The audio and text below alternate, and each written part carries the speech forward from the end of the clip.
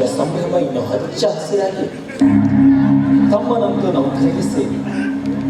ದಿನವಿಡೀ ಪೂಜಿಸುವ ನಿನ್ನ ದೇವರು ಈ ಸಮಾಜದೆದುರು ಬಂಚೆಯಲ್ಲ ಅಂತ ಹೇಳಿ ನಿನಗೊಂದು ನಮ್ಮಿಬ್ಬರ ನಕ್ಕು ನಗಿಸಲು ಮುದ್ದಾದ ಮಗುವನ್ನು ಕರೆಯಿಸಿ ನಮ್ಮ ಬಾಳು ಅದೆಷ್ಟು ಸುಂದರ.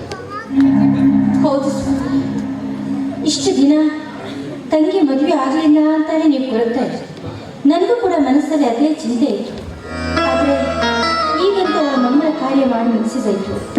ನಮ್ಮ ಮೇಲಿರುವ ಹಿರಿಯ ಭಾರವನ್ನೇ ನಾವು ಕಡಿಮೆ ಮಾಡಿಕೊಳ್ಳೋದು.